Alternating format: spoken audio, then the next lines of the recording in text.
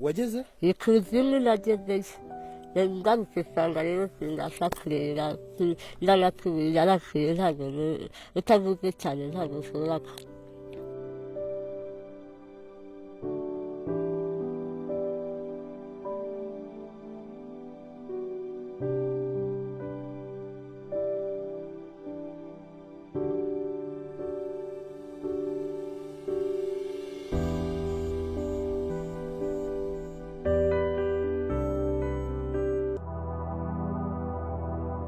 Have you ever wondered what it would look like having a life without a face?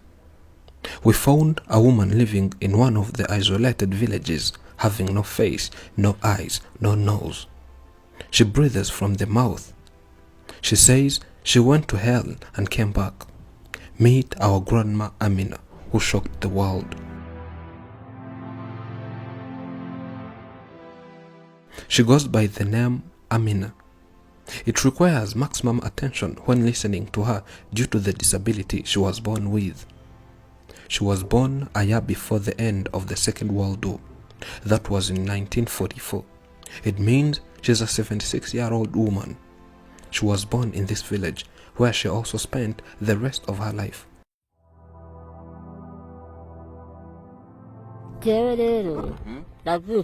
I was born this way. When I was a baby, parents tried everything they could, but they could not change anything. I had kind of tumors that kept on growing, hence covering the face and closed, and doctors had to cut them off, but still the face remained this way.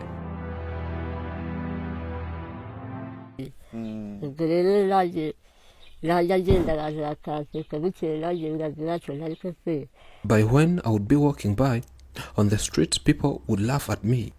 They would get scared of seeing such a person who had no face, and they think I'm a wild beast. They always run away from me, but I'm just a person like them. I remember it was even very hard by when I was about to be baptized by the priest. He saw me and was like, "Oh my God, what is this?" He said, "Let your will be done," and later baptized me, but he was so terrified. It was a difficult life that this old woman experienced since the day she stepped into this world up to date. Eating, drinking and breathing all takes place in one organ, the mouth, because she was born without a nose. And in addition, she has hearing problems, plus having no eyes. And surprisingly, she manages to breathe in and out without a nose.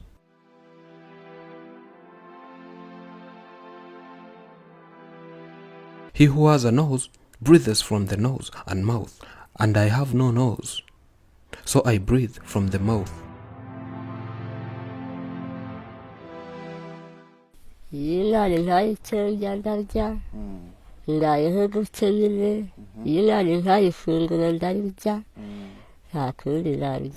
If God provides me with what to eat, I eat. If not, you can imagine what happens next. You know it's written, "Look at the birds of the air, for they neither sow nor reap, nor gather into barns. Yet your heavenly Father feeds them. Are you not of more value than they? Therefore I do not worry, saying, what shall I eat, or what shall I drink? For the heavenly Father knows what I need. I live by His grace." It's a life story full of wonders. This woman learned that she cannot change anything about his life, but learned to cope with it. During her life, it was like a miracle unfolding to her when she finally got married, because she had in mind that she was different to other people. She never had the marriage project in her head.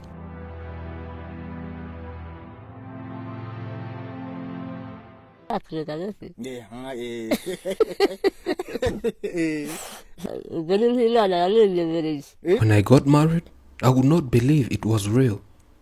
My husband came from heaven. He came, then proposed me. I would not deny that proposal. Of course, then we got married. I had lost hope. I would judge myself. I had kind of inferiority complex that would let me feel lonely due to my disability. But other girls would make sure I'm not alone. They would come closer to me and be by my side. But later, out of nowhere, the husband came and we got married.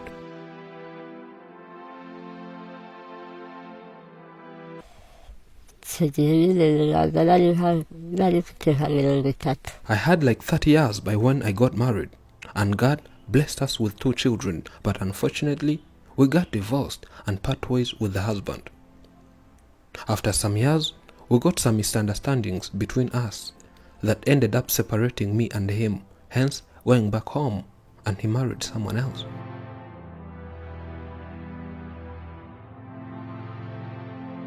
The breakup was not started by my look, because we fell in love when I had this disability.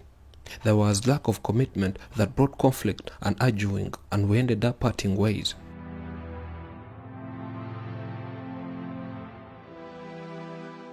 She has speaking difficulties and says it all started in the mid-70s, whereby she suffered a serious disease that nearly took her life away. She admits that she almost went to hell and came back. When returning, she had lost the ability to hear and speak fluently. And now, talking to her requires sitting so close to her and speaking louder. This is how she explains the whole story.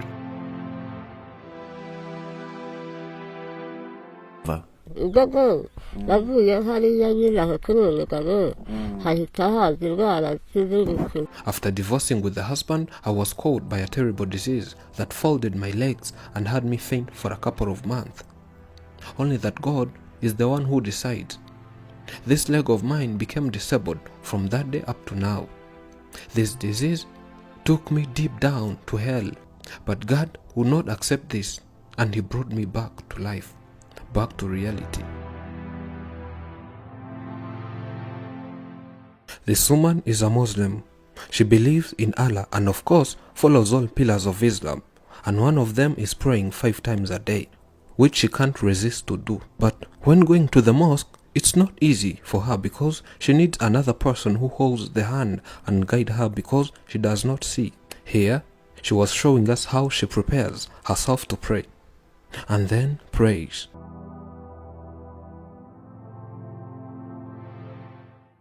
I like praying, even when I'm sick. I make sure I pray.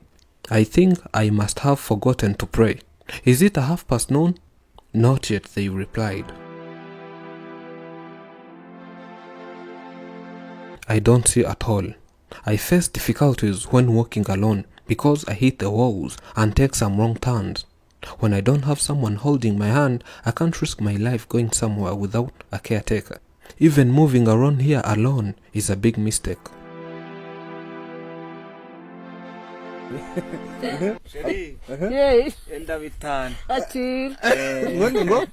This old woman raised me up.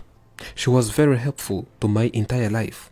That without her, I think I would have died. She did many things for me, so I call her sweetheart as a way of honoring her. To me, she is my mother. Call me Abdurrahman. I was born in 1986. I grew up finding this woman here, but she lives her life very difficult. She barely affords her daily meal, and going to a mosque is very difficult for her. The mosque is located very far from here. Without a caretaker, she cannot bother leave the house. She once went alone and hit something and fainted. We went and brought her back. It was very sad. I have blood pressure and I always go to the hospital for checkup. I wish that you could always come back and check on me, visit me more often. But to be honest, I can't afford getting food. Why? Because 1, I'm disabled.